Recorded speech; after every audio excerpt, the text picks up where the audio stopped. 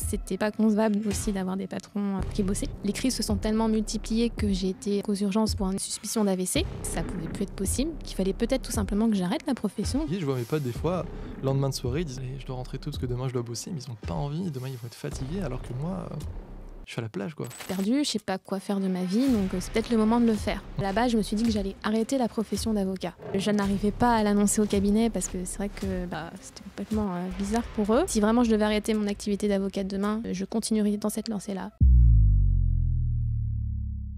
Bien, si tu veux, pour de vrai, là on continue avec ce que tu disais, Ouais. en mode, toi ce qui t'intéresse, c'est pas forcément d'aller à Dubaï, justement. Non, pas du tout. Moi, c'est les petits plaisirs de la vie, comme je te disais. Voilà, partager du temps avec ma famille, mon fils. C'est plus ça, en fait. Tu vois, je suis vraiment dans le partage. Voilà, Le pouvoir partage. voyager aussi. J'aime beaucoup voyager. Ça, c'est quelque chose qui me manque aussi. Donc, j'aimerais beaucoup le faire. Et donc, voilà, c'est plus gagner de l'argent pour le partage, en fait, Ouais. hein, plus que pour la vie de folie à Dubaï. Non, c'est pas mon délire. Et ce qui t'a fait te lancer, justement, on en parlait là avant que les caméras s'allument, c'était ton fils, c'est l'un des trucs les plus importants quand c'est arrivé, justement pour C'est prendre le ça. temps. Ouais, c'est ça. Moi, à la base, donc, j'étais collaboratrice dans un cabinet d'avocats à Paris. Mhm. Et donc j'ai eu mon fils il y a 3 ans, en 2020, juste pendant le Covid en fait, hein, c'est un bébé Ok. Covid, Il y voilà, a eu tout qui s'enchaînait. c'est ça, pendant le confinement. Et en fait, quand je l'ai eu, mes priorités ont naturellement changé. Moi, c'est vrai que j'ai toujours été très carriériste, focus sur voilà, le cabinet. Et puis le jour où il est arrivé, il a fallu que je m'occupe de lui, que je prenne du temps pour lui, et puis que je sois aussi en bonne santé pour lui, que je sois pas trop fatiguée pour pouvoir m'en occuper. Donc j'ai commencé à revoir un peu mes plans pour la suite. Mhm. Alors c'est vrai que j'avais toujours eu cette idée d'entreprendre. C'est vrai que depuis petite, c'est pour ça que je voulais faire un métier libéral. C'était soit médecin, soit avocat. Ok. J'ai fait médecine d'ailleurs, j'ai raté. Ah, c'est vrai? Oui. Et après, tu t'es dirigé vers le droit? Et après, je me suis dirigée vers le droit, effectivement, parce que j'ai mon oncle qui est avocat et qui m'a conseillé de le faire, vu que j'étais pas trop mauvaise dans les matières littéraires. Donc je me suis Ok, dit, je vois. pourquoi pas? Et donc c'est comme ça que je me suis retrouvée dans le droit, effectivement. Donc j'avais toujours cette idée de faire un métier libéral, être à mon compte. C'est vrai que j'ai toujours eu la voix de mon papa qui m'a dit je n'aime pas les patrons, je vais être à mon compte. Je pense que Ok. ça a un peu déteint sur moi. Donc déjà, dans la famille, t'as un peu ce côté, bon, Voilà, on c'est va ça. pas bosser pour quelqu'un d'autre. Ouais, faisons voilà, nos petits chemins. j'ai toujours entendu cette phrase. Lui, il est à son compte, il a son magasin à Paris. Donc voilà, pour moi, c'était pas concevable aussi d'avoir des patrons pour qui bosser, Ouais, en je fait, vois. tout simplement. Donc c'était simplement transitoire, quoi. Donc à la base, j'ai commencé en tant que collaboratrice parce que pour moi, c'était naturel vu que j'avais pas de clients perso. Enfin, j'y connaissais rien au métier d'avocat. Il fallait forcément que je sois formée. Mhm. Donc, j'ai commencé comme ça. Et puis, effectivement, j'avais toujours cette idée en tête de m'installer un jour. Et puis, quand j'ai eu mon fils, ça a un peu précipité les choses, voilà, Ouais. forcément. Et puis, en fait, ce qui s'est passé, c'est qu'aussi, j'avais quelques petits soucis de santé. Moi, je suis migraineuse depuis que j'ai 12 ans, en fait. Ok. Et c'est des grosses migraines qui peuvent aller jusqu'à la perte de connaissance, Ah ouais. vomissement, enfin, c'est assez handicapant, voilà. Et en fait, après la naissance de mon fils, ça s'est multiplié. Donc je pense qu'avec la fatigue aussi de jeunes parents, Tu ça fait un m'étonnes, peu... ça n'aide pas vraiment. Et donc qui dit fatigue dit migraine à répétition. Et c'est un peu l'effet boule de neige parce que qui dit migraine à répétition dit fatigue aussi. T'entres Donc, dans un cercle vicieux voilà, où c'est tu dors ça. pas, t'as encore plus mal, il faut dormir, mais je peux pas. Mais Ok. voilà, c'est ça le Donc, problème. il y a vraiment tout en même temps, on l'a dit. Il y a tout qui s'enchaîne, voilà. Mhm. Et puis donc je fais des grosses crises à répétition. Ah Ça ouais. monte, c'est en moyenne 1 à 2 par semaine. Je me trouve des fois à aller plaider sans avoir la force d'y aller, ou voilà, parce que j'ai pas dormi la veille. Et là, j'ai commencé à me dire que ça pouvait plus être possible, qu'il fallait peut-être tout simplement que j'arrête la profession, que j'avais pas les épaules pour, ce qui était aussi possible. Hein. Donc même si j'aimais au fond ce que je faisais, je me suis dit c'est la santé avant tout, donc s'il faut le faire, je vais m'arrêter tout Ouais. simplement. Et donc j'ai jusqu'au jour où les crises se sont tellement multipliées que j'ai été donc aux urgences pour une suspicion d'AVC. Wow. En janvier 2022, donc pendant 6 heures. Et en fait, ces 6 heures, ça a été le véritable déclic. Voilà, après mon fils, ça a été vraiment ce qui m'a fait me poser et me dire il faut que ça change, quoi. Donc voilà, Ah, c'est fou. c'est ça. Donc, En vrai, là, je l'ai entendu hors caméra, tu me l'as dit un petit peu juste avant, mais Ouais. de revoir tout le parcours comme ça, c'est ce qu'on disait en plus avec les gens qui étaient là dans le studio, quand on fait quelque chose qui... Enfin, c'est pas que ça te plaisait pas, au contraire, ça te plaît, et on va même en parler, tu continues à faire tout à fait. avocate, juste plus avec de liberté peut-être, Oui. mais quand il y a quelque chose qui ne va pas en nous, le corps parfois, dans notre vie, j'ai envie de dire, le corps parfois envoie des signaux. Au début, ça commence par du stress, et ensuite, vraiment au niveau scientifique, il y a des médecins qui disent qu'effectivement, ce stress peut causer d'autres maladies qui vont peut-être s'aggraver. Et je dis pas que c'est la solution miracle, que tout le monde doit faire ce qu'il aime et hop, le cancer part, mais des fois, effectivement, ces petites maladies qui allaient se développer s'arrêtent parce qu'on commence à trouver sa voie, en fait. Est-ce que toi, c'était un petit peu le cas au final? Comment ça se passe C'est après exactement ça. après t'as tout qui s'enchaîne, suspicion d'AVC, donc tu cogites. Voilà, En je 6 heures, tu commence dis, à ok. bien cogiter. Ouais. Et là, je me dis qu'il faut que ça s'arrête. Puis le Mhm. médecin vient de me le dire aussi. Il me dit, vous faites quoi comme métier? Je dis, je suis avocate. Il me dit, ah, je comprends. Ah ouais, donc là, c'est un constat brutal. Ok. Donc voilà, je prends le temps de réfléchir. Sauf que je ne savais pas quoi faire de ma vie, en fait. Donc pour moi, je savais pas où j'en étais, je savais pas quoi faire. Donc je suis rentrée chez moi et puis j'ai commencé à regarder un peu Instagram, voilà, aérer un peu. J'ai regardé les offres d'emploi aussi. Ok. Et puis en fait, je suis tombée sur une annonce de David Laroche, donc, qui est coach professionnel. Et c'était une annonce de copywriter. Ok. Voilà, ça a commencé comme ça. Et en C'est fait, comme ça que tu découvres le copywriting. c'est comme ça que je découvre le copywriting. Et donc, qu'est-ce que tu tapes au début comme mots-clés quand tu rentres, tu tapes comment trouver sa voie, comment changer de job? alors, j'ai tomber rien sur David tapé Laroche. du tout. Ah ouais. Je me suis mise sur C'est David qui est Indeed. arrivé qui a dit fais du copywriting. Alors, en fait, je suis allée sur Indeed Mhm. et j'ai juste fait défiler les premières offres d'emploi, d'accord. c'est tout. Et en fait, je suis tombée sur David. Et ce qui est assez drôle, c'est qu'en fait, David, je l'écoutais déjà en podcast, si tu veux. Et c'est d'ailleurs ce qui m'aidait beaucoup. Avant chaque période stressante d'audience et tout, je l'écoutais assez régulièrement. Donc, c'était quelqu'un que je connaissais déjà, dont le parcours m'inspirait, Ouais. d'ailleurs. Et donc, je suis tombée par hasard sur cette annonce. Donc, le hasard fait bien les choses. Ouais, c'est clair. Et en fait, je connaissais pas du tout le copywriting. Donc, pour moi, c'était vraiment inconnu. Et je commence à lire le descriptif de l'annonce. Et là, je vois écriture persuasive, enfin, plein de choses qui me parlent, en fait. Ouais, ça te tu parle, vois. tu te reconnais dedans. C'est ça. Mais je me dis, mais attends, mais ça pourrait être moi. Ouais. Ça pourrait être moi, mais je connais pas ce métier. C'est bizarre. Bien. Voilà. Et puis après, j'ai laissé tomber. Et en fait, je suis tombée sur un bilan de compétences. Là, c'était chance. Et je me suis dit, pourquoi pas, parce que je suis perdue, je sais pas quoi faire de ma vie, donc c'est peut-être le moment de le faire. Je sais pas si je vais arrêter la profession, enfin voilà. Et donc, j'ai fait ce parcours qui a duré 3 mois.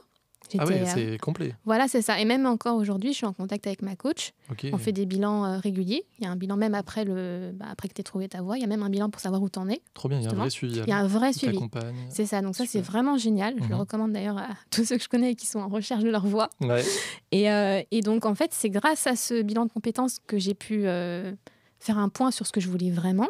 Quelle était ce qu'ils appellent l'étoile du Nord, en fait. Qu'est-ce qui me fait vibrer? Ok. Est-ce que c'est un peu comme le Ikigai où tout est réuni? Je sais pas si tu vois le concept japonais. Oui, c'est un peu ça. Donc là, l'étoile du Nord, ok. C'est ça. Étoile du Nord TM? Pardon? Avec un petit TM, étoile du Nord peut-être? C'est comme avec le nom de mes produits, l'Académie TM, l'étoile du Nord. Oui, on TM. peut mettre un TM. Si un TM, c'est que c'est très bien, je pense. Je sais pas, honnêtement, je sais pas. Mais en tout cas, l'idée, c'était de choisir, trouver son étoile du Nord. Donc, qu'est-ce qui te fait vibrer? Qu'est-ce qui te donne envie de te lever le matin? Sur quoi tu pourrais te concentrer pendant des heures, en fait, sans t'ennuyer? Qu'est-ce que tu pourrais... Ouais, vraiment, qu'est-ce que tu pourrais faire comme ça pendant des heures, sans te soucier du temps, de l'argent Le fameux Qu'est-ce truc qui t'anime, quoi. Ça devient plus forcément un travail. Comme tu fais quelque chose que tu aimes, tu penses plus mince, je dois y aller. C'est un kiff en fait. Exactement, c'est ça, un kiff. Voilà, c'est le bon résumé. T'as réussi à le trouver? Et donc j'ai réussi à le trouver. Effectivement, à la fin du bilan, ils te mettent... donc tu as plein d'exercices à faire en fait au fur et à mesure du parcours. Et à la fin du bilan, ils te mettent les métiers qui te correspondent en fait, en fonction des réponses que tu as données. Et moi, dans les métiers qu'il y avait notamment concepteur-rédacteur, donc copywriter en français. Voilà, c'est ça, ou rédacteur web. Donc je me suis dit, ça me dit quelque chose, copywriter. J'avais déjà vu cette annonce de David, c'est peut-être pour ça. Ouais. Voilà. Et donc, j'ai commencé aussi à m'intéresser au copywriting, du coup, à regarder des vidéos sur YouTube. Et je suis tombée sur 2 copywriters, donc Céline Niederhofer et toi. Voilà. Donc, j'ai commencé à regarder les vidéos un peu, à m'intéresser un peu plus à ça. Et c'est vrai qu'en regardant, j'ai trouvé ça trop bien. Je me suis dit, mais c'est clairement ce que j'ai envie de faire, en fait. En plus, tu avais déjà ce petit truc de persuasion en étant avocate, au final. C'est ça, en fait. Moi, l'écriture persuasive, on va dire que je la manie un peu au quotidien, même si mon public, c'est principalement les juges, les magistrats. Mais c'est quelque chose que j'ai l'habitude de faire. Voilà. Donc, je pense que c'était pas... c'était logique, en fait. C'était tout simplement logique. Et donc... oui, j'ai commencé à regarder de plus en plus de vidéos, à apprendre au début par moi-même. Et puis, je suis tombée sur Live Mentor. Donc, j'ai appelé, tout simplement, j'ai expliqué mon histoire. Et ils m'ont dit qu'il fallait faire une formation en marketing digital et copywriting, parce que je n'y connaissais rien en marketing digital. Ouais, tu commences juste à découvrir ce nouveau monde. Tu voilà, dis, OK, on peut bosser en ligne, comment ça se passe? Tu veux plus d'infos, quoi. Donc, exactement, c'est ça. Voilà, j'appelle, je m'inscris, puis je découvre que j'ai des CPF, que j'ai le droit de m'en servir. Ouais. Chose que je ne savais pas, parce que vu que je suis en libéral, je ne savais pas que j'avais le droit des CPF. Ouais, c'est ça. Donc, apparemment, tu as eu le droit. Et donc, grâce à ça, j'ai pu faire Live Mentor. Voilà. Donc, pareil, j'étais accompagnée par des coachs. Donc, 6 mois de formation au total, parce que c'était 3 mois par module. Donc, 3 mois pour le marketing digital, 3 mois pour le copywriting. Et donc, ça s'arrêtait fin décembre. Voilà, décembre 2022.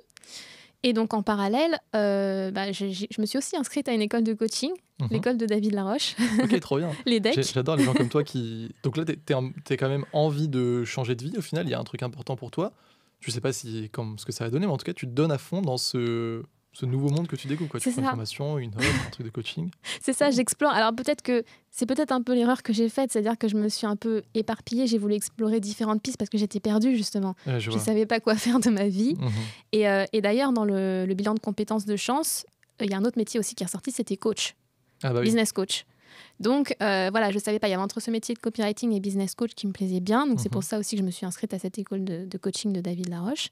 Et c'est grâce à cette école en fait que je me suis libérée de certaines croyances limitantes qui m'empêchaient justement de... Comme quoi, ça m'intéresse. C'est très intéressant, vraiment très intéressant comme école. Et malheureusement, je n'ai pas pu continuer vraiment à m'y impliquer profondément parce que je ne pouvais plus. En fait, il y avait trop de choses entre le cabinet parce que pendant toute cette période, je te parle de ça, mais pendant toute cette période, j'étais toujours collaboratrice dans le cabinet. Donc, il y avait aussi les dossiers à traiter et la formation de copywriting à côté. Donc, c'était un peu compliqué. Donc, malheureusement, les decks, j'ai pu la faire que 5 mois, en fait, sur une période de 2 ans. C'est 2 ans de cours. D'accord. Et voilà. Mais ce qui est génial, c'est qu'en fait, dans cette école, tu es en lien avec des coachs, d'autres élèves comme toi qui veulent devenir coach. Et en fait, c'est un peu comme une psychanalyse parce que, en fait, quand tu veux être coach, il faut aussi se coacher soi-même. Donc, il y a des sessions de groupe. Tu travailles par petits groupes et on se coach sur différents sujets, mais des vrais sujets. Voilà. Et moi, ça tombait pile poil au moment où je doutais de ce que j'allais faire. Et c'est cette école qui m'a permis à me libérer de mes croyances limitantes et à poser ma démission. Ah ouais, incroyable. Donc pour en arriver là, c'était quoi justement ces croyances limitantes? Est-ce que tu disais je suis pas légitime de me lancer dans quelque chose dont j'ai pas forcément l'expérience? Est-ce que j'ai peur je sais pas si tu dois montrer ta tête sur internet au début? C'était quoi justement ces croyances? Alors il y en avait plusieurs. C'était la peur du regard des autres, effectivement. La peur du regard de mes parents, principalement. De mes parents, de mes boss. Voilà, parce que moi, à la base, je me suis dit que j'allais arrêter la profession d'avocat. Si tu veux, quand on m'a dit que les métiers qui me correspondaient, c'était copywriter et business coach, je me suis dit, je vais m'arrêter et faire ça à 100%. Donc, j'ai annoncé à tout le monde que j'allais raccrocher la robe. Et là, forcément, comme c'est un métier prestigieux, déjà dans la société, on valorise un salariat. Alors là, en plus, je pense que les réactions, c'était bien. Voilà, c'est avocate. C'est ça, tu es folle, tu vas quitter cette stabilité pour un métier que tu connais même pas. Et... C'est quoi ça, copywriting? C'est ça, tout le monde me disait, mais je comprends pas de quoi tu parles. Surtout mes parents, alors là, c'était complètement bizarre pour eux. Donc, grosse période de stress. Voilà. Je n'arrivais pas à l'annoncer au cabinet parce que c'est vrai que j'avais cette pression sur les épaules. Donc voilà, peur du regard des autres, peur aussi effectivement de me lancer parce que j'en avais discuté avec mes coachs et que je voulais commencer à parler de cette activité de copywriting sur les réseaux, sur Instagram notamment. Mais j'avais cette peur du regard des autres. Voilà, parce que moi, je voulais faire des reels, un peu me montrer. Voilà. J'avais vu que ça marchait plutôt bien. Sauf que c'est pas mon truc préféré, quoi. Déjà, c'est pas toi de base. Et comme tu me disais, dans le métier en plus d'avocat, c'est pas que c'est mal vu, mais en tout cas, c'était... Même encore aujourd'hui, c'est très peu fait au final. Donc tu te dis, ok, si personne ne le fait, est-ce que moi je fais bien de le faire? Tu me dis, tu as la pression de tes parents, mais effectivement, cette pression de tes pairs, c'est très important, quoi. C'est ça, puisque en fait... on va me regarder en tant qu'avocate? Qu'est-ce qui va se passer? Exactement. Ça a été aussi un gros sujet parce que quand j'ai commencé à communiquer sur cette activité, j'étais encore collaboratrice. Donc je savais que mes pairs allaient me regarder, effectivement. Et donc c'était un sujet. Voilà, c'était un sujet. Vraiment la peur du regard des autres et du jugement des autres. Le syndrome de l'imposteur aussi, de se dire je vais me lancer dans un domaine que je ne connais pas encore. Voilà, donc il va falloir que je vende mes services, mais ça fait que quelques mois que je suis dedans. Est-ce que je serai légitime? Donc c'était aussi compliqué. Donc beaucoup de choses. Tout ce qui vient en tête aux gens au final qui commencent à se lancer, qui découvrent ce monde, c'est tout à fait normal. Est-ce que je sais pas, quand tu postes ta première vidéo, quand tu démarches ton premier client, est-ce que tu le fais en parallèle, tu es toujours de ton activité, tu es toujours dans le cabinet, ou justement tu décides de partir et de tester à fond? Oui, j'étais toujours dans le cabinet en fait. Ouais. Donc, comment ça s'est passé? C'est-à-dire que donc après la formation de Live Mentor, Mhm, j'ai découvert ta formation, mhm, c'est-à-dire l'académie, mhm. l'école de copywriter. Et donc j'ai appelé parce que ça me paraissait très bien. Puis il y avait Ouais. cet apport aussi de clients que tu proposais. Le réseau secret. Voilà, et qui était vraiment très intéressant pour moi, Ouais. vu que j'avais jamais mis le pied dedans. Et voilà, ça faisait vraiment crédible. Et pour moi, je savais que si j'allais dans cette école-là, j'allais avoir des résultats rapidement et que c'était du concret. Mhm. Donc je me suis inscrite tout simplement à ton école. Trop bien. Voilà. Et Félicitations. merci. Et c'est grâce à ton école en fait que j'ai eu mon premier client. D'accord, donc tu n'avais pas eu Voilà. avant? Non, j'avais pas eu D'accord. avant de. Enfin, j'avais fait comme ça vite fait pour des gens que je connais, mais c'était pas véritablement des clients, tu vois. C'était Je plus vois. un rendre service. Voilà. Mais client au sens propre du terme, c'était dans ton école. Premier client qui paye, qui Premier montre que client c'est qui possible, paye, que, oui, voilà. en fait, avec mes mots, je peux générer de l'argent. C'est ça, exactement. Trop Donc, je me suis inscrite et en fait, au bout de 18 jours, C'est ça, j'ai c'était le 18 témoignage jours, en hein. tête, là, je vois. Ouais, C'est exactement. ça, c'était assez incroyable. Au Mm. bout de 18 jours, j'ai eu mon premier client. Et je trouve ce système génial, en fait, de proposer des clients. C'est gentil. Et après, voilà, ceux qui sont intéressés font le test. Et puis, Mhm. le meilleur remporte le contrat. C'est tout simplement génial, en fait. Exactement, ouais. Si tu bosses, le travail paye. Donc, tu Ça, vas c'est forcément... que la compétence, hein. Ouais. J'aime bien que tu le soulignes parce que des fois, il y a des gens qui peuvent avoir peur, qui vont se dire, mais effectivement, il y a déjà d'autres copywriters dans l'académie, ils ont eu plus le temps de se former, peut-être que je vais jamais avoir de clients. En fait, il y en a plein. J'ai aussi Théo, tu vois, qui avait eu, peut-être parce qu'il a un prénom magnifique, et il avait eu en 8 jours, tu vois, même... il avait un petit peu d'expérience, Théo, donc ça serait mensonger de dire ça, mais je pense à Agnès qu'il a eu OK en, je sais pas, 45-50 jours, je dirais. Donc, c'est quand même pas tout de suite, effectivement. Mais vraiment, elle partait de zéro complètement, quoi.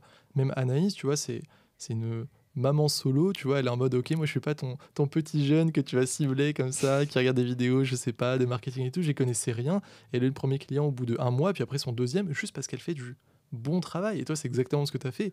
Quand j'ai regardé le test que tu as fait, je me suis pas dit, ouais, mais Sherazade, elle vient à peine de commencer. Non, on va pas le faire tout de suite. Non, c'était l'un des meilleurs tests. Je dis, bon, écoute, on va le donner au client avec 2 autres tests, voir ce qu'il décide. Et il a préféré le tien. Et après, en plus, tu prends confiance en toi, je pense, quand tu as ce premier client. Ah, mais carrément. Là, pour moi, c'était inespéré, en fait. Trop bien. Au bout de si peu de temps, j'avais que 3 mois de formation, vraiment, de copywriting. Donc, pour moi, Ouais. c'était incroyable, en fait. Putain, c'est génial. Ah ouais, En ouais, plus, je le vois dans le témoignage, quand tu te filmes, tu dis, je crois que tu dis un truc du style, j'ai lancé du coup mon auto-entreprise plus rapidement que prévu parce que je m'attendais pas à ce que ça soit rapide, quoi. Ouais, c'est ça. Voilà, je pensais pas, moi, je pensais qu'il fallait au minimum 6 mois, 1 an. Ouais, encore Tu 3 vois. instants qu'on peut se mettre. C'est Et intéressant. finalement, en fait, en 1 mois, même pas, Ouais, t'as déjà ton premier client, c'est complètement dingue, quoi. trop bien. Déjà, félicitations à toi, parce que si tu l'as eu au Merci. final, c'est que c'est pas volé, hein, c'est comme je te l'avais dit.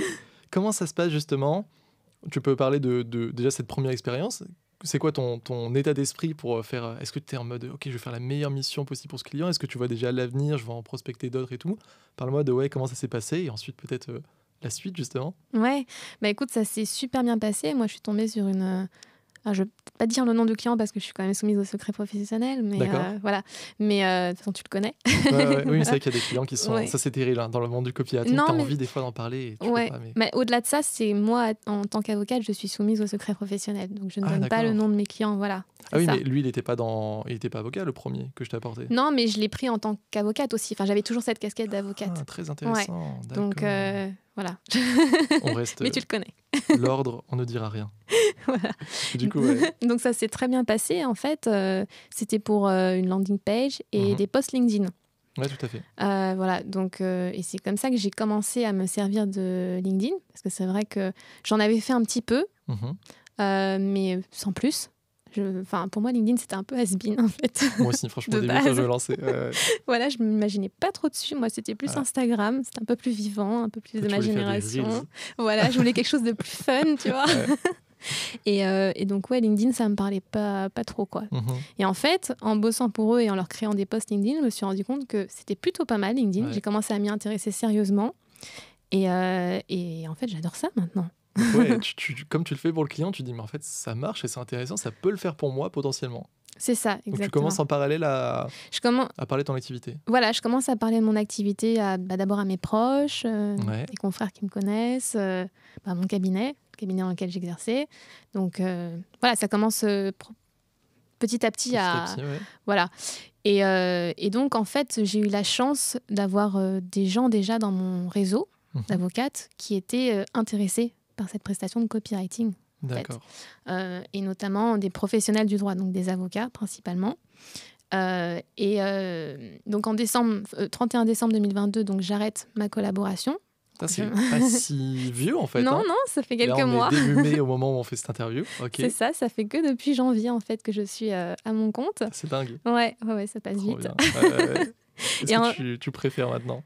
Eh ben, écoute, je suis vraiment très heureuse de ce choix. Ouais. Voilà, je me suis donné une année pour faire le point, pour voir si ça me plaisait vraiment, si je m'en sortais aussi, parce que c'est pas tout de se lancer, mais il faut encore que ça marche. C'est vrai. Voilà, donc je suis à fond dedans. C'est vrai que je passe beaucoup de temps dedans. Ça peut être aussi le soir, les week-ends. Alors du coup, maintenant... Bon, mais c'est pas pareil, parce que quand tu bosses pour toi, c'est différent. C'est ce que j'allais dire, parce que tu me disais que voilà, quand au début c'était en mode t'étais carriériste, etc., tu me parlais justement de ça, que tu pouvais travailler les week-ends et tout. Là, ça peut être la même chose, mais c'est parce qu'il y a cette passion dont on parlait au début en fait du podcast qui t'anime. Et effectivement, si ton enfant t'appelle, tu peux, parce que maintenant t'es vraiment, enfin il y a pas de c'est toi ton propre boss, donc tu vas pas dire ah non mais là je dois rendre ce truc deadline et tout. Mais par contre, si tu as aussi l'envie de kiffer en continuant plus, en aidant plus tes clients, en trouvant d'autres pour gagner plus d'argent, tu peux, rien t'en empêche, et même ça fait plaisir, quoi.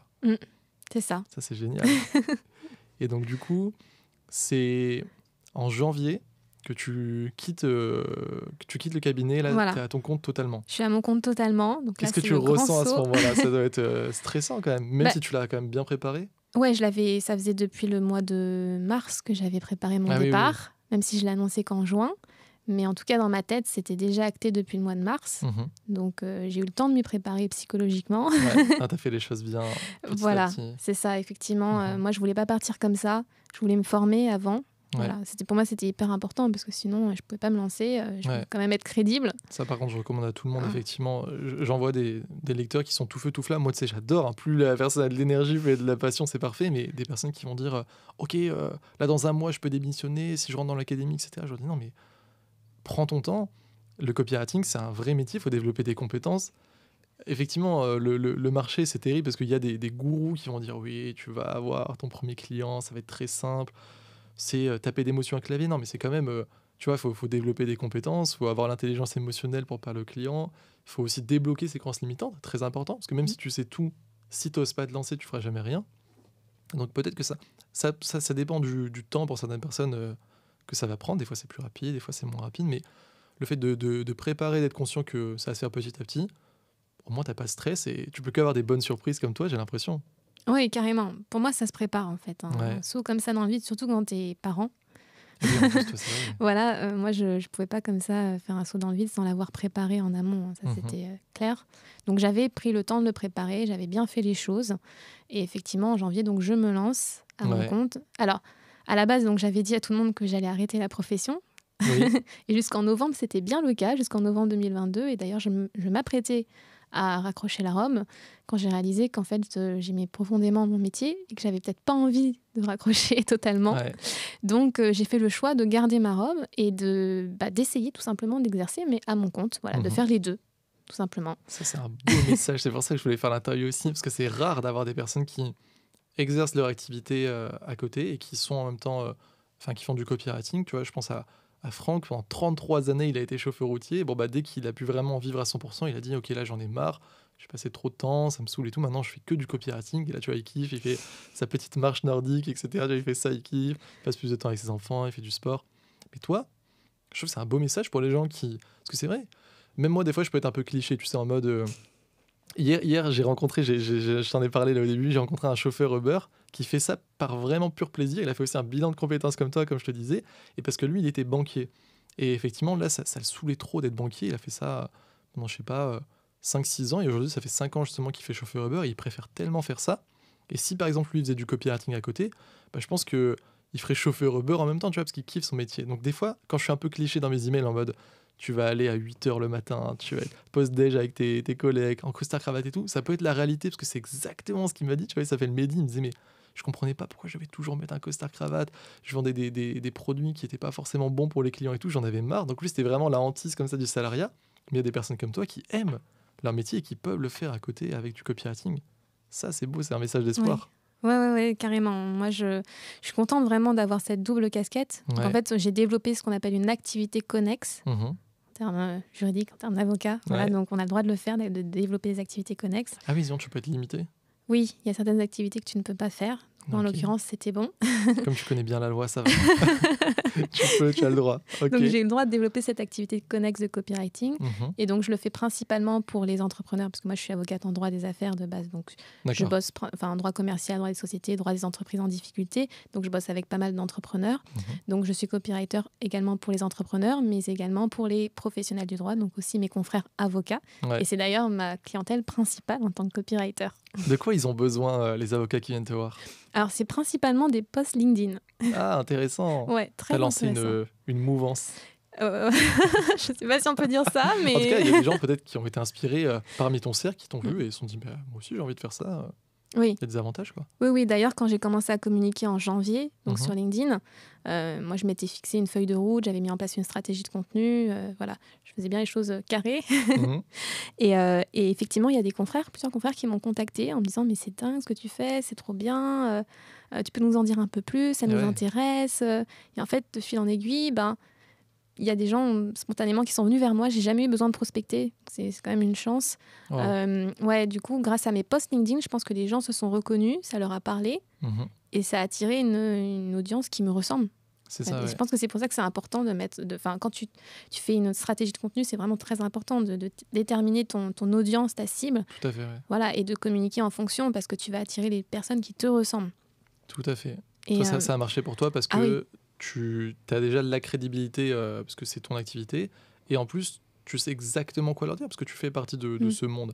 Et c'est important que tu le soulignes parce que je pense pas que LinkedIn, ça soit une mauvaise stratégie, mais il faut l'avoir effectivement comme du moyen-long terme. Et je vois aujourd'hui trop de copywriters qui se lancent, qui, au bout de 3 mois, me disent mais j'ai pas encore de clients alors que je publie, peut-être pas tous les jours, mais je publie souvent. Et quand je vais voir leurs posts, ils parlent aux copywriters en fait. Tu vois, ils doivent trouver des entrepreneurs, sauf qu'ils racontent leur quotidien de copywriter. Ils donnent des conseils pour, je sais pas, avoir une journée mieux faite en termes de copywriting, en mode ok, là tu sais pas trop, tu vas prospecter comme ça, mais c'est que des conseils à leurs confrères, tu vois, et les copywriters n'achètent pas des services de copywriting.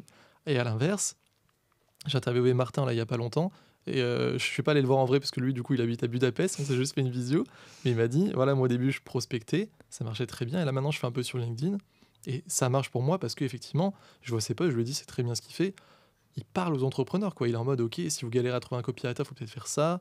Là, tu es dans un lancement, bon, peut-être c'est le stress, tout ça, bah tiens, tu vas faire ça. Effectivement, moi-même, maintenant qui suis entrepreneur, qui vend des formations et tout ça, je regarde, bah, je me retrouve dans ce qu'il dit, quoi. Donc toi, c'est sûrement la même chose avec les avocats, c'est important de le souligner. Oui, c'est ça. J'essaye de faire des posts qui leur parlent. Ouais, Voilà, et puis c'est d'autant plus facile que je suis l'une des leurs, donc je Exactement. comprends leurs problématiques, Ouais. je sais comment leur parler, et je pense que c'est pour ça qu'après, ils me contactent, tout simplement. Donc, ouais, c'est très important d'avoir les mots pour parler à ton audience, en fait, tout simplement. Hein. C'est la base. Hein. Ouais, ça c'est clair. Et donc, c'est comme ça que, du coup, des confrères m'ont contacté Ouais, pour rédiger des posts LinkedIn. trop bien, Voilà. trop bien, trop bien. Et donc, en fait, je fais ça depuis le mois de janvier. J'ai mis en place un système d'abonnement. Oui, Voilà. smart. Voilà. Bien joué à Selim qui te l'a conseillé, c'est ça? Ouais, c'est ça. J'ai eu les précieux conseils de Célim sur le sujet. Et donc, il y a un abonnement sous forme de 6 mois. Mhm. Voilà, ça peut être 1, 2 ou 3 posts par mois, enfin Mhm. par semaine, pardon, sur LinkedIn. Et voilà, et ça marche plutôt bien. Là, j'ai 3 clients fidèles depuis bien. le mois de janvier. C'est très bien même. Voilà, voilà, donc Génial. je suis assez contente. Mhm. Et je me suis rendu compte que j'adorais LinkedIn. Mhm. Voilà, j'ai appris un peu les codes de LinkedIn. J'adore ça. Puis, ce que j'aime beaucoup, c'est aussi le storytelling. Ouais, Voilà, j'aime beaucoup rédiger des posts axés sur les histoires, les mettre en scène. Ça, j'adore. Mhm. Et d'ailleurs, là, il y a quelques jours, j'ai fait un post pour un client qui a eu plus de 4000 likes. plus de 300 000 vues. Génial. Donc, assez dingue. Ça marche ce copywriting. Ouais. Trop bien. Ça marche, voilà, tout ça grâce aux techniques de copywriting, effectivement, Mhm. parce que quand j'écris un post, j'y pense forcément. Oui. Voilà, j'écris pas n'importe comment, il y a Mhm. une façon de Il y structurer a le la post. structure et tout ça. Ouais. Exactement, Mhm. c'est ça. Accrocher Et, l'attention, est-ce que c'est quelque chose... ah, C'est pour toi le plus important, c'est le plus le important. début? Ah, l'accroche, c'est hyper important. Mhm. Moi, j'en écris à peu près une dizaine, 5 à 10. Ah À oui, chaque fois d'accord. quand je fais un post, c'est ça. Il y a deux étapes différentes. Il y a l'étape des titres, on va dire, et l'étape où je rédige carrément le post. Ouais. Et en fait, les titres, oui, j'en mets 5 ou 10 à peu près, parce que tout simplement, en fait, j'estime que quand j'écris un titre comme ça à la volée, c'est pas forcément le meilleur, en fait, et je Tout vais à avoir fait. besoin de revenir dessus après, une fois que j'aurai rédigé le post, justement. Donc pour moi, c'est la chose la plus importante, puisqu'en fait, t'as que maximum 8 secondes pour capter l'attention de ton lecteur. Donc, C'est ça, il faut absolument que ton accroche soit la meilleure. ouais. Ouais. Puis maintenant, avec les outils que tu as sur LinkedIn, tu peux voir ce qui apparaît avant le fameux voir plus. Mhm. C'est génial. Et donc ça, c'est vraiment à soigner aux petits oignons. Ouais, tu sais que c'est que ça que les gens vont voir, et Ouais, si effectivement c'est ça ça. accroche, bim, il y a le voir plus. Et C'est là, ça. si tu fais un bon storytelling, d'où Ouais. l'importance de raconter une histoire, parce que quand on est happé dans une histoire, tu sais, moi je prends toujours l'exemple des téléfilms M6. Je regarde jamais la télé, mais des fois je vais chez mes parents, il y a la télé en fond, je te jure, je vais manger un truc, je vais m'asseoir devant, ça se peut que je reste 30 minutes devant, parce que je suis dans une histoire. Genre d'un coup, je me dis, mais c'est un truc nul, tu vois, c'est un navet. C'est toujours la même histoire, c'est des téléfilms de Noël, souvent, tu sais. La fille un peu bourgeoise, elle va trouver un mec intéressant, on va voir ce qui va se passer. Et je suis en mode, mais je regarde ça, et au bout de 30 minutes, je me dis, mais pourquoi? Mais parce qu'en fait, j'étais embarqué dans une histoire, je veux connaître la fin, tu vois. C'est ça. Donc si tu accroches l'attention et que tu fais du storytelling, tu as beaucoup de chances de capter l'attention des gens. Et c'est intéressant parce que on voit que les techniques de copywriting, l'attention accrochée dès le début, le hook, c'est exactement ce qu'on fait dans les emails, dans les pages de vente, dans les vidéos de vente, dans les pubs. C'est toujours les mêmes principes psychologiques, en fait. Ouais, c'est ça, c'est toujours la même chose. En fait, ce que je fais pour un post LinkedIn, je peux le faire pour une page de vente, pour une newsletter, pour un article. Enfin, Ouais. c'est toujours le même principe, comme tu disais. C'est l'accroche est déterminante. Ça peut Ouais. tout changer, en fait. Non, c'est clair. Et c'est quoi, du coup, ton quotidien aujourd'hui? Est-ce que c'est de rédiger que des posts LinkedIn? Comment ça se passe une journée dans la peau de Sherazade, double casquette, avocate, copywriter? Alors, c'est plus facile de te dire une semaine, peut-être, plutôt qu'une journée. Allez, Parce faisons que une mes journées semaine. sont différentes. Ouais, c'est ça aussi qui est cool. Voilà. Donc, en fait, il y a une journée par semaine où c'est lié à ma création de contenu personnel. D'accord. Donc, ma création de posts LinkedIn, de posts Instagram, parce que j'ai aussi Instagram que j'alimente. Mhm. J'ai 2 comptes. J'ai le compte pour l'activité de copywriter et le compte pour mon activité d'avocate. Mhm. Et il y a également mes articles de blog que j'écris. Mhm. Voilà. Ça, Donc tu ça le me prends au prend- sérieux parce que c'est ça qui te ramène au final les clients. C'est ça. Ouais. Effectivement, le référencement naturel, voilà, ça aide. Donc, Ouais. effectivement, je m'y suis mise également. Mhm. Donc ça me prend une journée à peu près par semaine. Ok. Voilà, donc je fais souvent ça peut être une journée ou découpée en petits bouts, ça peut être le soir ou le week-end, mais en tout Ouais. cas, ça représente grosso modo une journée de semaine. Voilà. Ensuite, j'ai une journée consacrée à mon activité de copywriting, Mhm. donc pour mes clients, du coup, donc rédaction de contenu, donc les posts LinkedIn, les articles de blog, voilà, ça peut être des e-books, enfin n'importe quoi, tout ce qui est Ouais, lié trop vraiment bien. à mon activité de copywriting, c'est vraiment une journée par semaine. Mhm.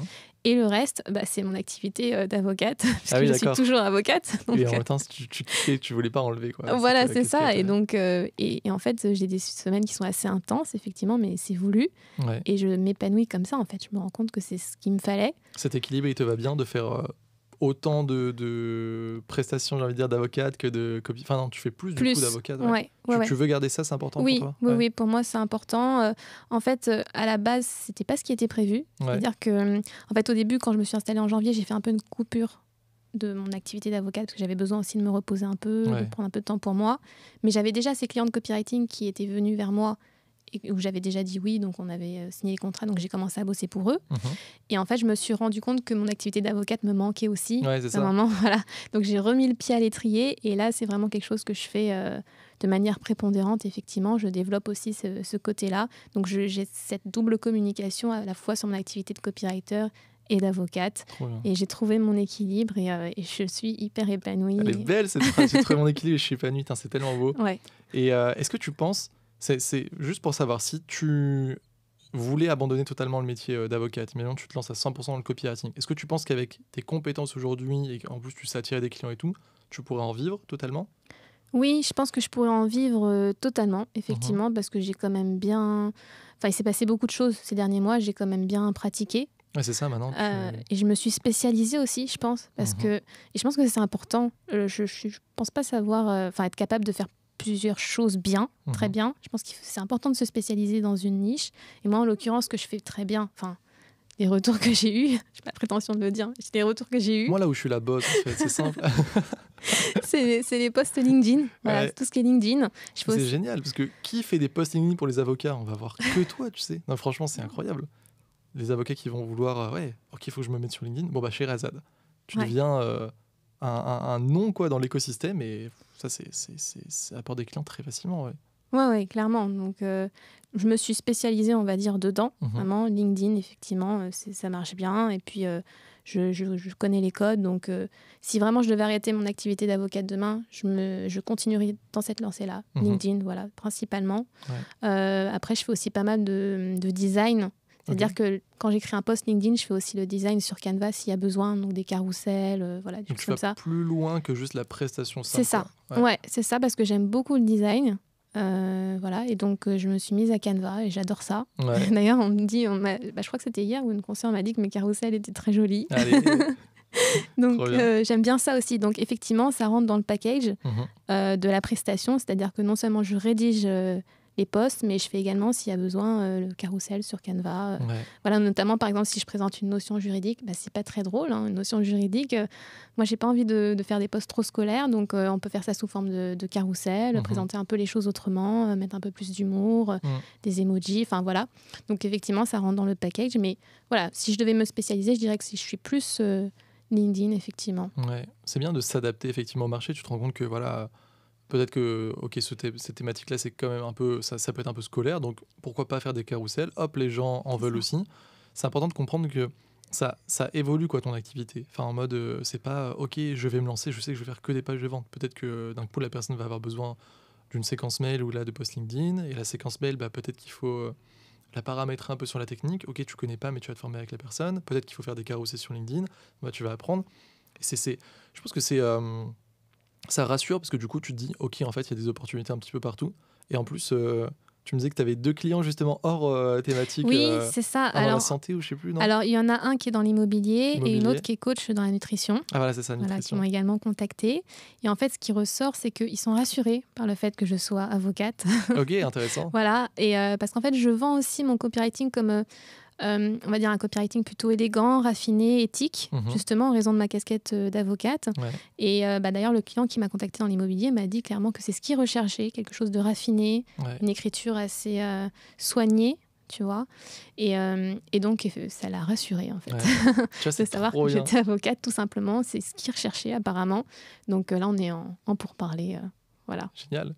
Comme je dis, il y a vraiment des opportunités partout, parce que je te jure que pas plus tard qu'il y a 2-3 jours, il y a un client qui est venu me voir. Lui, il a une grosse base de données, genre je crois 100 000 emails, tu vois, des trucs achetés un peu à droite à gauche et tout. Il m'a dit, je m'en fous du copywriting, s'il est beau ou pas, je veux que ça vende, je veux être en mode bourrin. Donc tu vois, il y a vraiment de tout, parce qu'on a eu aussi des clients qui sont comme ça, en mode attention, il faut vraiment faire attention à mon image et tout. C'est rassurant, quoi. Il y a de tout, et la façon dont tu vas te positionner. Et en plus, du coup, tu développes ta propre marque, j'ai envie de dire, avec LinkedIn, en parlant. Effectivement, les gens vont voir, ok, bon, ça me correspond plus. Et du coup, ils viennent vers toi. C'est ça. Trop bien, trop bien. Il reste pas beaucoup de temps, Joa. Est-ce que tu peux nous parler maintenant de ton quotidien en tant que, justement, cette double casquette, mais qu'est-ce qui a changé? Est-ce que déjà, il y a des trucs qui ont changé dans ta vie? Est-ce que tu as plus de temps, plus d'argent? Et qu'est-ce que tu recommanderais peut-être ça sera la dernière question, à la Sherazade qui osait pas se lancer avant, tu vois? Alors, plus de temps, oui et non. Oui, du coup. Ce qui est bien, c'est que je m'organise comme je veux. Ça, c'est important, ouais. Donc, par exemple, si j'ai envie de prendre une journée pour mon fils, je la prends. Simplement, je la rattraperai autrement. Ouais, je vois. Mais au moins, c'est voulu. Voilà, je peux le faire. Donc ça, c'est quand même un luxe pour moi. Et ça n'a pas de prix, tu vois. C'est énorme. Voilà, c'est ça. Donc, j'ai pas envie que ça change. Donc, je vais tout faire pour que ça ne change pas. Ce qu'on disait au début du podcast, les petits plaisirs quotidiens. C'est ça. Il n'y a pas forcément à être richissime pour atteindre le bonheur. Déjà, vraiment, le bonheur augmente drastiquement quand tu peux prendre une journée quand tu te sens pas, quoi. Enfin, c'est quand même... La plupart des gens, aujourd'hui, ils peuvent pas faire ça, quoi. Ils sont fatigués. Je vois mes potes, des fois, lendemain de soirée, ils disent allez, je dois rentrer tôt parce que demain je dois bosser, mais ils ont pas envie, demain ils vont être fatigués, alors que moi, je suis à la plage, quoi. C'est terrible, tu vois, je veux pas du tout faire en mode j'ai la meilleure vie et tout, mais quand t'as un idéal et que tu te bats ensuite et que tu atteins ça, t'es en mode putain, mais j'ai quand même bien fait, quoi. Ah ouais, clairement. Moi, c'est ce que je préfère dans ma vie actuelle. Vraiment, le luxe de me dire, aujourd'hui, j'ai pas envie de faire ça, aujourd'hui, je fais ça. Tu vois, ça, c'est incroyable. vraiment incroyable. Voilà, ça n'a pas de prix, comme je te disais. Ouais. Donc, ça, c'est C'était la principale raison C'était pour la laquelle tu t'es principale lancé. raison. Ouais, vraiment, effectivement. Et est-ce que c'est quelque chose qui était important, tu penses, dans ta tête quand tu t'es lancé? Moi, je sais que, par exemple, cette obsession de la liberté, c'est ce qui me poussait jour après jour, quoi. Est-ce que, même dans les moments difficiles, parce qu'il y en a, tu te rappelles de choses comme ça? Tu te dis, ok, mais attends, je fais ça pour ça, allez, c'est important, let's go. Ouais, justement, comme tu dis, il y a des moments de down où je suis pas très bien, où je me dis, je commence à douter un peu, voilà. Enfin, c'est compliqué aussi. C'est sûr, quand tu te dis, là, il faut que je bosse parce que sinon, à la fin du mois, j'aurai pas d'argent, parce qu'il y a personne qui me donne de l'argent. Il faut bien que j'aille le chercher moi-même. Donc forcément, tu as d'autres préoccupations. C'est ça. Des fois, moi, je suis en stress, je me dis, oh là là, mais qu'est-ce que j'ai fait? Je doute. Et dans ces moments-là, quand je doute, je me rappelle pourquoi je l'ai fait, en fait. Vraiment, c'est très important. Et là, je me dis, c'est vraiment pour la liberté. Voilà, ça, c'est... Il y a l'essentiel qui revient et d'un coup, tout devient limpide, en fait. C'est ça. Et là, je me dis, ouais, c'est pour ça que tu l'as fait. Donc, tu vas t'accrocher, tu vas y arriver. Mais vraiment, me raccrocher à mon fil conducteur, qu'est-ce qui a fait que j'ai tout arrêté pour me lancer dans cette voie-là? Voilà. Et c'est ça, mon fil conducteur, la liberté. C'est trop bien. Parce que on a la même vision, c'est exactement ce que je disais dans l'email d'aujourd'hui, où je dis... Je vais pas te mentir, oui, ça va être dur. Oui, les gens vont te juger, justement. Je disais, quand tu vas annoncer aux gens si tu as une carrière stable, etc., ils vont dire, mais qu'est-ce que tu fais? C'est quoi copywriting et tout? Il y a des gens qui vont pas croire en toi. Même les moments où ensuite tu auras passé cette barrière, tu seras lancé. Des fois, tu n'auras pas de clients. Des fois, tu auras ce stress de, mais attends, mais en fait, il faut encore que je bosse pour la fin du mois, tout ça. C'est la vérité. Il y aura des moments compliqués. Mais la première fois où tu te lèveras sans réveil parce que tu es ton propre patron, ou alors où tu arrêtes de bosser une journée parce que tu peux, la première fois où tu prendras un bis sur un coup de tête, et la première fois où du coup tu te sentiras fier parce que tu auras cette première mission, ça vaut toutes les galères que tu as eues parce que justement tu as visé ton essentiel et tu l'as obtenu, quoi. C'est ça. Ensuite, ça change la vie, c'est tellement beau. C'est exactement ça. Incroyable. Et ça fait en plus cercle vertueux en positivité, comme on disait. Toi, tu me dis qu'il y a des amis qui sont en mode, on est content de te voir rayonnante, en gros, et des fois on parle de toi et tout, tu me disais. Ouais, c'est ça. L'autre jour, je voyais une amie qui est aussi avocate et qui me disait, mais c'est trop bien parce que à chaque fois que je te vois, t'es hyper inspirante, toujours de bonne humeur. C'est pour ça que j'ai encore envie de te voir, encore plus qu'avant, parce que tu tires toujours vers le haut. Et ouais, mais pour moi, c'est hyper important. Parce que tu te sens bien, tu fais ce qui te plaît. Je me sens quoi. très bien, voilà, je fais ce qui me plaît, j'ai trouvé mon équilibre. Et c'est ça qui me tire vers le haut, quoi, au quotidien. C'est génial. Franchement, félicitations pour ton parcours, parce que je sais à quel point c'est pas facile. Surtout, voilà, on dit, là, t'as une place en or, j'ai envie de dire, dans la société, avocate et tout. Bon, t'as pas abandonné, parce que tu kiffais aussi. Même ça, c'est un choix difficile aussi. Tu t'as bien géré. Bravo. Qu'est-ce que tu dirais à la Sherazade qui osait pas se lancer et même aux gens qui nous écoutent, qui sont arrivés jusque-là? C'est des gens qui sont motivés, du coup. Peut-être que là, il y en a qui se retrouvent en toi, qui se disent, mais j'ai envie d'avoir son courage, allez, je vais peut-être le faire et tout. S'il y a un truc, toi, qui t'avait débloqué, qu'est-ce que ça serait? C'est croyez en vous, croyez en vos rêves, vraiment, faut rien lâcher. Vous allez avoir des échecs, mais c'est normal et c'est bien, justement. Et ça va vous permettre de vous relever, d'aller encore plus loin, d'apprendre de vos échecs. En fait, les échecs, ce sont des apprentissages pour moi, donc il le faut, c'est vraiment impératif. Je crois que je connais personne qui a réussi comme ça du premier coup, sans avoir d'échecs. Donc vraiment, croire en soi, que c'est possible. C'est possible parce que moi, tu vois, par exemple, avant d'être avocate, j'étais quasiment incapable de prendre la parole en public. Ah ouais? Voilà, et c'était aussi pour moi un challenge de devenir avocate. Et aujourd'hui, ça va beaucoup mieux. Incroyable. Donc, comme quoi, c'est possible. C'est Tout possible. est dans la tête, en fait. Exactement.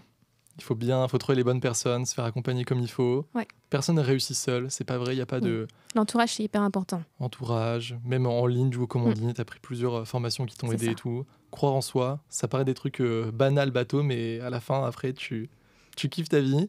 Et puis, j'espère que du coup, tu feras ça pour qu'on se retrouve dans cette belle salle et que ça sera toi que je rends face. Merci beaucoup, Sherazade. Merci à toi pour l'invitation. C'était génial, j'espère que ça va continuer comme ça, il n'y a pas de raison que ça continue pas. Et puis, à la prochaine, on se retrouve dans un an et tu dis comment tu es devenue la boss des avocates et qu'il n'y a plus personne qui peut faire des postings dignes à part toi. Ça marche.